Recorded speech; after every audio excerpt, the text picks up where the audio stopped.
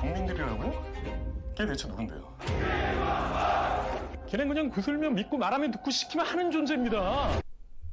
한 남자가 한 정치인의 선거 사무실에 들어갑니다. 그는 선거에서 이길 수 있는 전략을 다짜고짜 이야기하게 되죠. 그 정치인은 돌아보며 씩 웃습니다. 결국 정치인은 그 남자를 선거 캠프로 불러 이길 수 있는 전략을 쓰기 시작합니다. 그렇게 선거를 이기게 되는데요.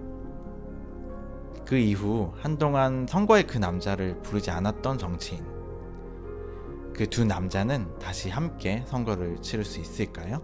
오늘의 영화는 설경구와 이성균이 주연을 맡은 킹메이커입니다.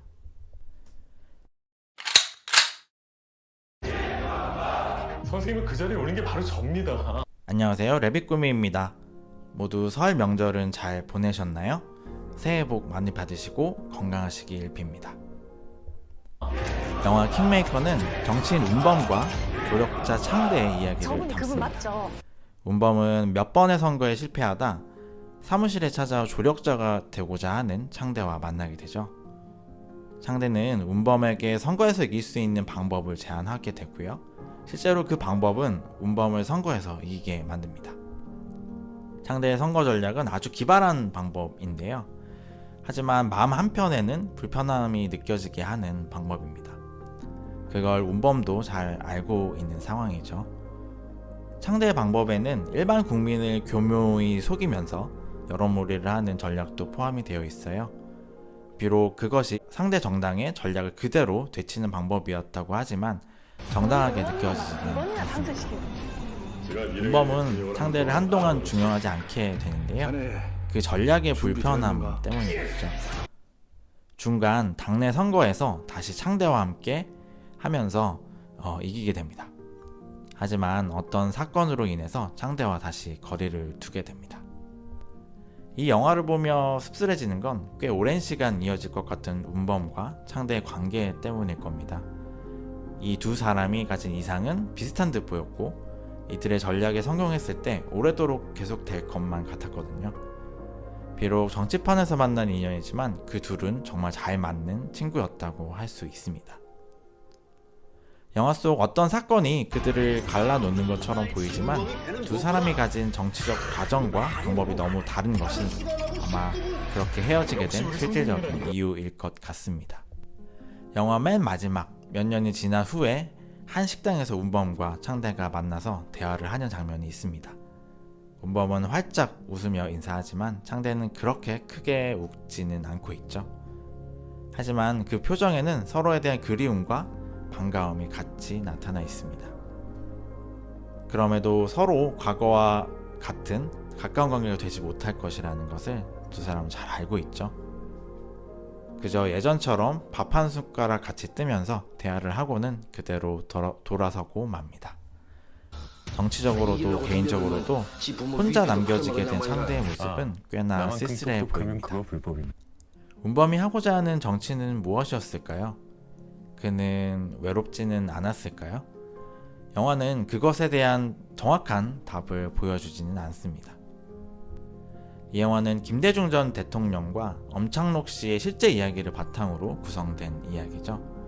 그래서 운범이 하고자 하는 정치가 무엇이었는지를 김대중 전 대통령의 정치적 행적을 통해서 대충이나마 추정해 볼 수는 있을 것 같습니다.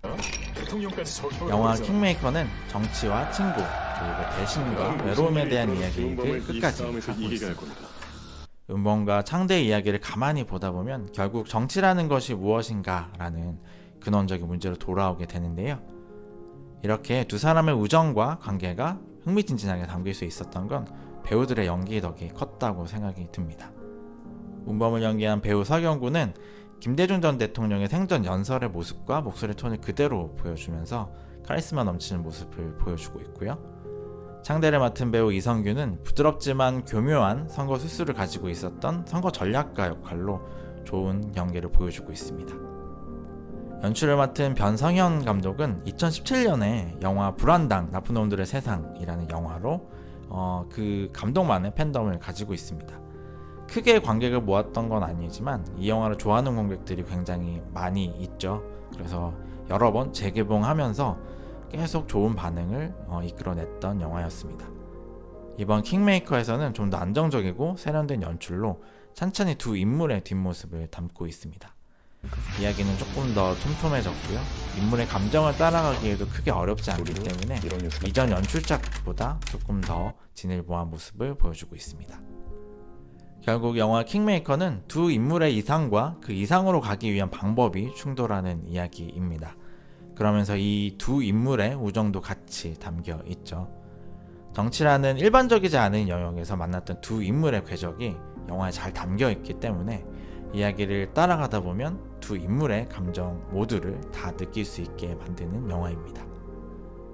대선이 가까워지고 있는 이 시기에 정치란 과연 무엇이고 어떤 방법이 옳은 방법인지를 고민하게 만드는 수작 영화입니다.